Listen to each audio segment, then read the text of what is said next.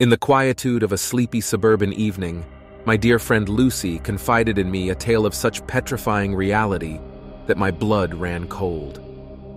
As she recounted the events that transpired during a seemingly mundane babysitting gig, the essence of fear began to take shape in a profoundly tangible manner. It was during the balmy stretch of a summer's twilight, on an ordinary Wednesday, when Lucy was enlisted to babysit the Robertsons' two cherubic children. The family, residing in a sprawling Victorian mansion at the edge of town, had always had a shroud of mystique around them. The mansion had a reputation for harboring secrets in its lofty towers and ominous attic, yet the allure of curiosity was often drowned out by the innocent laughter of the children. As the sun bid farewell to the day, Lucy tucked the children into their beds, their innocent faces a stark contrast to the unsettling aura that had begun to envelop the mansion.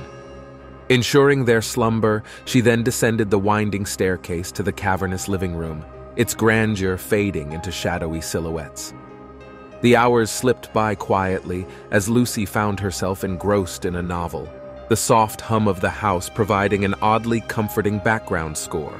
However, the peace was abruptly shattered by an unexpected noise, a thud, hushed yet distinct from the floor above. A natural rationalizer, Lucy dismissed it as the nocturnal stirrings of an old house. As the minutes ticked on, though, the thuds seemed to grow in frequency and fervor. Each subsequent sound seemed to be accompanied by an indistinct scuffle, as if a large mass was being dragged across the floor. Her heartbeat quickening, Lucy clenched her fists and stared at the ornate ceiling, dread slowly creeping over her like an unwelcome fog. Mustered with courage, she ascended the stairs, the silence now punctuated by her own heartbeat echoing in her ears. She checked on the children first, finding them cocooned in their dreams, oblivious to the disquieting symphony of the night. With an anxiety-laced trepidation, she then proceeded towards the dreaded source of the unexplained noises, the forsaken attic. The door loomed ominously at the end of the corridor, its wooden surface cold to the touch. As she pushed open the door, the rusted hinges let out a haunting creak, revealing a dimly lit room filled with dust-laden furniture and forlorn relics. A narrow window at the far end let in the silver light of the moon, casting long, distorted shadows that danced across the floor. A disquieting stillness hung in the air. Suddenly, there was movement in the corner. A large shadow seemed to shift, and then, to her horror, stood upright. It was the silhouette of a man, his features shrouded in darkness.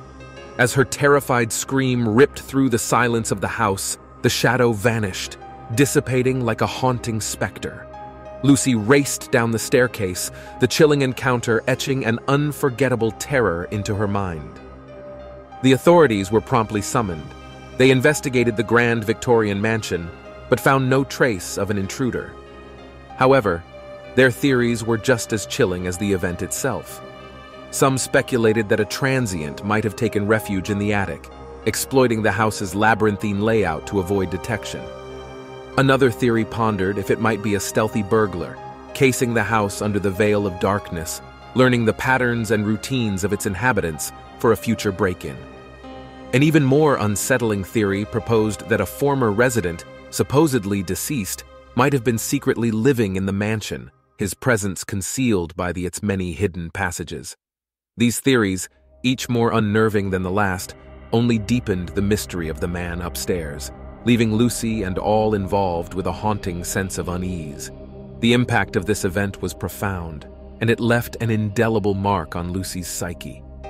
Her tale served as a chilling reminder of the veil that separates the ordinary from the uncanny, a veil that once lifted exposes us to the unsettling mysteries that lurk in the shadows.